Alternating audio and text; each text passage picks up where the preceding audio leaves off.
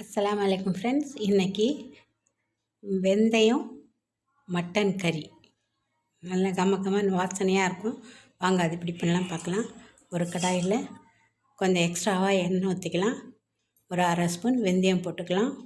ஒரு 1/4 கிலோ சாம்பார் வெங்காயம், 300 பெரிய வெங்காயம், மொத்தம் 1/2 கிலோ போட்டிருக்கேன். 1/2 கிலோக்கு மேலேயே போட்டிருக்கேன். கொஞ்சம் கருவேப்பிலை போட்டு இதை நல்லா வதக்கி விட்டுக்கலாம். வெங்காயம் கூட இருக்கணும், நிறைய வெங்காயம் போடணும் இந்த குழம்புக்கு. பாருங்கள், நல்லா வதங்கிடுச்சு. இப்போ 1/2 ஸ்பூன் இஞ்சி பூண்டு பேஸ்ட்டு போட்டுக்கலாம். போட்டு இதை நல்லா பச்சை வாசனை போகிற வரைக்கும் வதக்கி விட்டுக்கலாம்.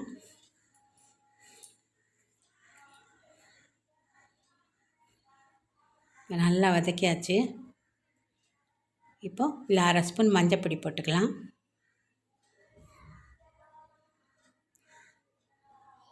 ஒரு 2 மீடியம் சைஸ் தக்காளி குட்டி குட்டியாக நறுக்கியிருக்கேன், அதை போட்டுக்கலாம்.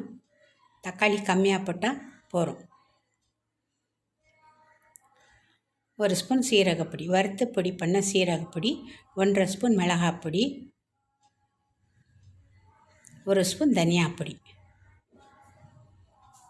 போட்டு இதை நல்லா பரட்டி விட்டுக்கலாம். இதில் வெந்தயம் சேர்த்துருக்கேன்னு நீங்கள் எதுவும் இது பட வேண்டாம். ரொம்ப நல்லாயிருக்கும்.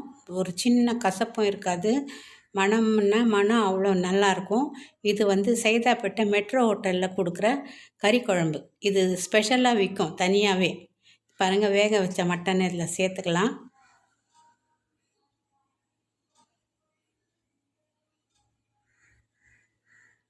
நாங்கள் ஞாயிற்றுக்கிழமையில் எங்களால் சமைக்க முடியலன்னா வெறும் சாதம் மட்டும் மடித்து இந்த குழம்பை தான் வாங்கிப்போம்.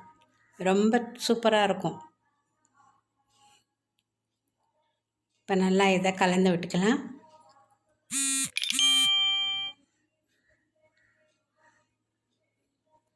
இப்போ இது கொஞ்சமாக இந்த மசாலாலாம் இந்த கறிக்குள்ளே பேக்கணும். அதுக்காக கொஞ்சமாக தண்ணி சேர்த்துக்கலாம். நல்லா தண்ணி சேர்த்தாச்சு. இப்போ எண்ணெய்லாம் நல்லா பிரிஞ்சு வந்திருக்கு. இப்போ தேவையான அளவு உப்பு சேர்த்துக்கலாம். ஏற்கனவே நான் மட்டனில் கொஞ்சம் உப்பு சேர்த்துருக்கேன்.